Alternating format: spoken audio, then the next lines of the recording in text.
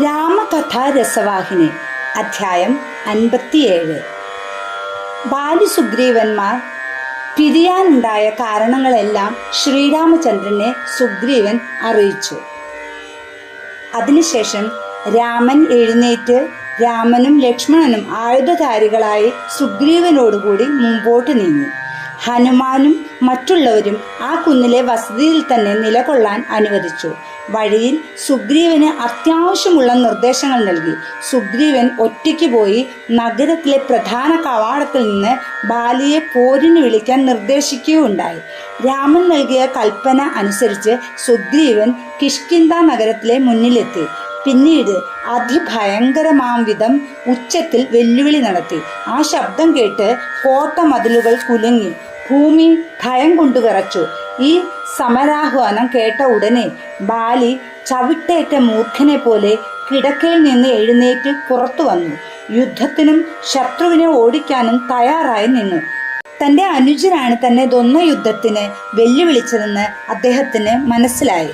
വിവരമറിഞ്ഞ് താര ബാലിയുടെ കാലുകളിൽ കെട്ടിപ്പിടിച്ച് കുറച്ച് ദിവസത്തിനു മുമ്പ് തൻ്റെ മകൻ പറഞ്ഞ കാര്യം ഓർമ്മിപ്പിച്ചു. നാഥ, സുഗ്രീവന്റെ സഹായം തേടിയ സഹോദരന്മാർ സാധാരണക്കാരല്ല. അവർക്ക് അസാധാരണ ശക്തിയും പരാക്രമവുമുണ്ട്. ഇത്രയും കാലം ഒളിച്ചിരുന്ന സുഗ്രീവൻ ഇപ്പോൾ ഉറച്ച വിശ്വാസത്തോടും ധൈര്യത്തോടും കൂടി വന്നിരിക്കുകയാണ്. സുഗ്രീവൻ അങ്ങയെ വെല്ലുവിളിക്കാൻ വരെ ധൈര്യപ്പെട്ടിരിക്കുന്നു. മുമ്പും പിമ്പും നോക്കാതെ അദ്ദേഹം ഈ സാഹസത്തിന് ഒരുങ്ങുകയില്ല. അവരുടെ ശക്തിയെപ്പറ്റി അദ്ദേഹത്തിന് വിശ്വാസം വന്നിരിക്കണം. അവരിൽ നിന്ന് സഹായ വാഗ്ദാനം ലഭിച്ചിരിക്കണം. രാജകുമാരന്മാരായ രാമലക്ഷ്മണന്മാർ ദിവ്യശക്തിയുള്ളവരാണ്. അങ്ങ് അവരുമായി ഏറ്റുമുട്ടുന്നത് ശുഭകരമല്ല. അവളുടെ അപേക്ഷ കേട്ട് ബാലി പരിഹാസ്യമായി പൊട്ടിച്ചിരിച്ചു.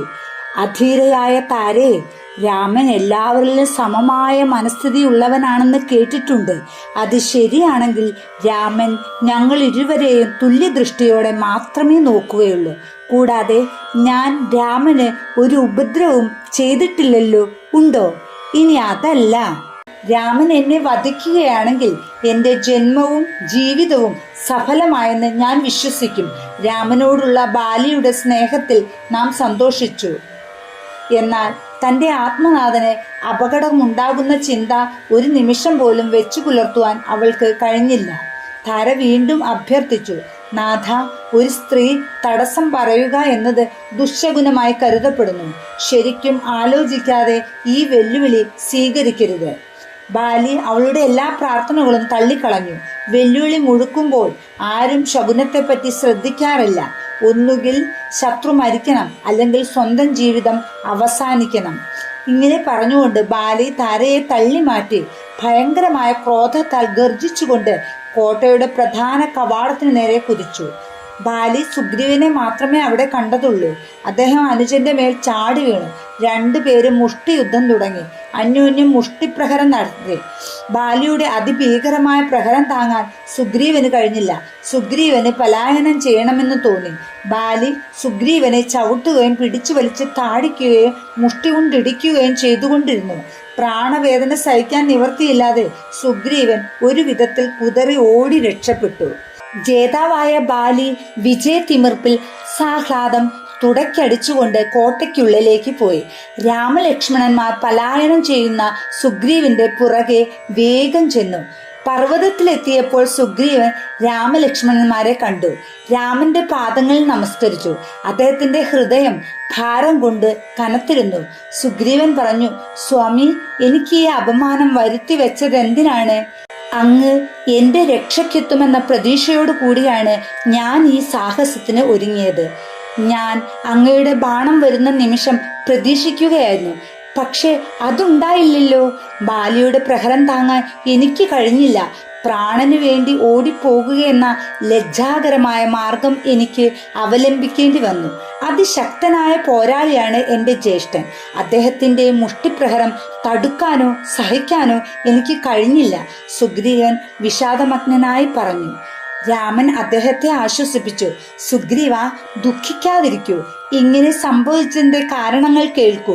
നിങ്ങൾ ഇരുവരും കാഴ്ചയിലും ആകൃതിയിലും ഭാവത്തിലുമെല്ലാം തിരിച്ചറിഞ്ഞുകൂടാത്ത വിധം സാദൃശ്യമുള്ളവരാണ്.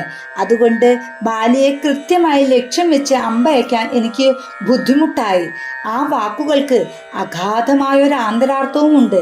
അതായത് ബാലിയും രാമപാദങ്ങളുടെ ഭക്തനാണ്. ബാലി എൻ്റെ ഉപാസകനാണ്. താങ്കൾ ആഗ്രഹിച്ചതുപോലെ അത്ര തന്നെ എൻ്റെ അനുഗ്രഹത്തിന് അദ്ദേഹവും അഭിലഷിച്ചിട്ടുണ്ട്. പക്ഷേ സുഗ്രീവനെ ഈ പ്രഖ്യാപനത്തിലെ നിഗൂഢമായ മഹത്വം മനസ്സിലാക്കാൻ കഴിഞ്ഞില്ല. സുഗ്രീവൻ ചോദിച്ചു, ഇത്രയും അറിഞ്ഞ സ്ഥിതിക്ക് ബാലിയെയും എന്നെയും തിരിച്ചറിയാൻ അങ്ങേക്ക് കഴിഞ്ഞില്ലേ? എനിക്ക് അവിടുത്തെ വാക്കുകൾ വിശ്വസിക്കാൻ കഴിയുന്നില്ല.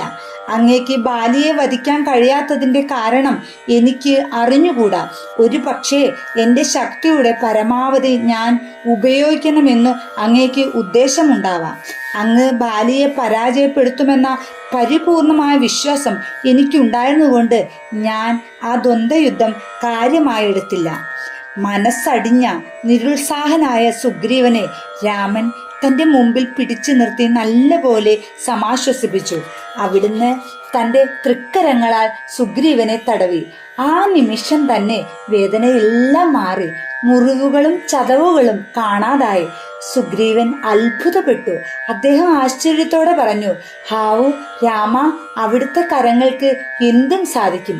എല്ലാ സിദ്ധികളും അതിലുണ്ട്. സൃഷ്ടി, സ്ഥിതി, സംഹാരം ഇവ മൂന്നും അവിടുത്തെ ഇച്ഛയ്ക്കധീനമാണ്. എനിക്ക് രാജ്യം ഭരിക്കണമെന്ന ആഗ്രഹമേയില്ല. അവിടുത്തെ അനുഗ്രഹത്തിനും പാത്രമായി അവിടുന്ന് നൽകുന്ന ആനന്ദവുമായി ഞാൻ കഴിഞ്ഞുകൊള്ളാം. രാജ്യഭരണം കൊണ്ടുള്ള ആനന്ദം വെറും നിസ്സാരം. രാമൻ സുഗ്രീവന്റെ വാക്കുകൾ ശ്രദ്ധിച്ചതേയില്ല. രാമൻ പറഞ്ഞു, താങ്കളുടെ ഈ വാക്കുകൾ താങ്കളുടെ ചിന്തകളുടെ പ്രതിഫലനങ്ങൾ മാത്രമാണ്. എൻ്റെ ശക്തിയുടെയും പ്രഭാവത്തിൻ്റെയും ദർശനം മുമ്പ് ഉണ്ടായപ്പോഴും താങ്കൾ ഇതുപോലെ പറഞ്ഞിട്ടുണ്ട്. ഞാൻ അവയ്ക്ക് വലിയ വിലയൊന്നും കൽപ്പിക്കുന്നില്ല. കാരണം ഞാൻ ഹൃദയത്തിനുള്ളിൽ നിന്ന് വരുന്ന വികാരങ്ങളെയാണ് ശ്രദ്ധിക്കുന്നത്. ഈശ്വരന്റെ സർവശക്തിയും ലീലയും അനുഭവപ്പെടുമ്പോൾ എല്ലാം വിസ്മരിക്കുന്ന അനേകം ഭക്തന്മാരുണ്ട്. എന്നാൽ കുറെ കഴിയുമ്പോൾ, അല്ലെങ്കിൽ അവരുടെ അഭിലാഷങ്ങൾ സഫലമാവാതിരിക്കുമ്പോൾ തങ്ങൾ അനുഭവിച്ചതിനെയും ദർശിച്ചതിനെയും അവർ സംശയിച്ചു തുടങ്ങുന്നു. ദുർബലമായ വിശ്വാസമുള്ളവരുടെ മനസ്സിൽ സത്യത്തെ വികലമാക്കുന്നത് ചിന്തകളാണ്. ഇതെല്ലാം സംഭവിക്കുന്നത് എങ്ങനെയെന്ന് എനിക്കറിയാം. അതുകൊണ്ട് ഈ വൈകാരിക ചിന്തകൾക്കൊന്നും ഞാൻ വലിയ വില കൽപ്പിക്കുന്നില്ല. താങ്കൾ ഒരിക്കൽ കൂടി ജ്യേഷ്ഠനുമായി ഏറ്റുമുട്ടാൻ തയ്യാറാവുക. രാമൻ സുഗ്രീവനെ വീണ്ടും പോരിനായി പ്രേരിപ്പിച്ചു. സുഗ്രീവന് യുദ്ധം ചെയ്യാൻ ഇഷ്ടമുണ്ടായിരുന്നില്ല. എന്നാൽ ഈ പ്രാവശ്യം രാമൻ തൻ്റെ വാക്കു പാലിക്കുമെന്നും ബാലിയെ വധിക്കുമെന്നും അദ്ദേഹത്തിന് തീർച്ചയുണ്ടായിരുന്നു. ദൃഢവിശ്വാസത്തോടുകൂടി സുഗ്രീവൻ ധൈര്യസമേതം നടന്നു.